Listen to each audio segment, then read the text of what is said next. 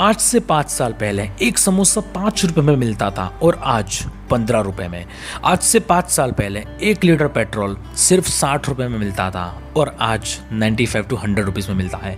तो आखिर ऐसा क्यों हो रहा है? Because of inflation. जी हाँ दोस्तों, आज के इस वीडियो के अंदर हम बात करने वाले हैं इन्फ्लेशन के बारे में। ये इन्फ्लेशन इतना ज़्यादा डेंजरस क्यों है आपकी इन्वेस्टमेंट के लिए? मैं आपको गारंटी देकर कह सकता हूँ कि अगर आपको इन्फ्लेशन के बारे में पूरा नॉलेज नहीं है तो आप पूरी ज़िंदगी में जितना भी अर्न करना है कर लो, लेकिन आप कभी अमीर नहीं बन पाओगे। तो इसलिए आपको इन्फ्लेशन के बारे में बहुत कुछ जानने की ज़रूरत है। तो चलिए फ्रेंड, इस वीडियो को स्टार्ट करते हैं। अब यहाँ पर कुछ लोग सोच रहे होंगे कि इन्फ्लेशन का मतलब क्या होता है। जी हाँ दोस्तों, इन्फ्लेशन का मतलब होता है महंगाई। आपने बहुत बार अपने दादा दादी या फिर अपने मम्मी पापा से सुना होगा कि हमारे ज़माने में तो 1 रुपए में कितना कुछ मिल जाता था, लेकिन आज 1 रुपए की तो कोई वैल्यू ही नहीं है। तो क्या आपको पता है कि इंडिया के अंदर इन्फ्लेशन कितने % से बढ़ता है? जी हाँ दोस्तों, इंडिया के अंदर इन्फ्लेशन हर साल 6 to 8% जितना एवरेज बढ़ता है। एग्जाम्पल, अगर आप 1 साल पहले किसी चीज़ को 100 रुपये में बाई करते थे, लेकिन आज उसको अगर आपको बाई करना है तो आपके पास मिनिमम 106 रुपये होने चाहिए। तो ये 6 रुपये क्यों बढ़े? Because of inflation. तो इसी तरीके से अगले साल इन्फ्लेशन और 6% इंक्रीज होगा, तो अगले साल आपको 106 की जगह 113 रुपये चाहिए होगा। तो ऐसे इन्फ्लेशन हर साल 6 to 8% जितना इंक्रीज होगा, तो इसलिए आपको अपने पैसों को बढ़ाना ही पड़ेगा। तो अब हम समझते हैं कि हमें इन्वेस्टमेंट क्यों करनी चाहिए और कहाँ पे करनी चाहिए।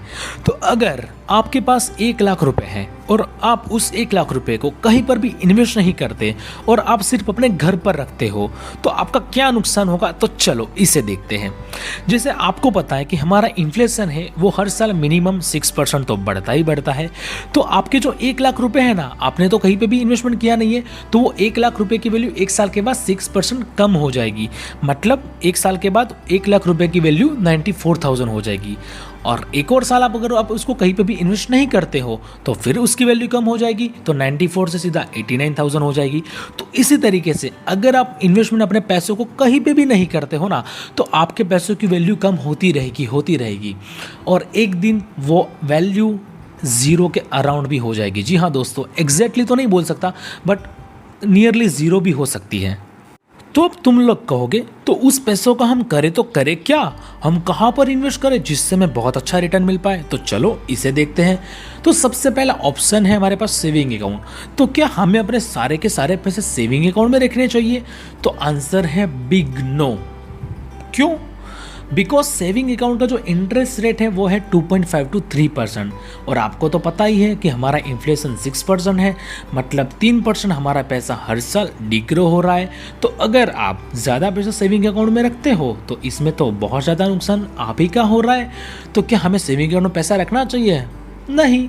आपको तो लग रहा है कि 3% पैसा आपका हर साल बढ़ रहा है, लेकिन उसकी जो एक्चुअल में वैल्यू है ना, वो तो हर साल कम होती जा रही है। तो फ़ायदा क्या? हमारे पास दूसरा ऑप्शन है, वो है एफडी यानी कि फिक्स्ड डिपॉजिट। तो क्या हम अपने सारे के सारे पैसों को एफडी में रख दें? तो आंसर है बिग नो। तो अब एफडी में क्या प्रॉब्लम है? जी हाँ दोस्तों, प्रॉब्लम है। बिकॉज ऑफ एफडी का जो इंटरेस्ट रेट है वो 5.5 to 6% है। जैसे आप लोग जानते हो हमारा इन्फ्लेशन भी तो 6% है ना।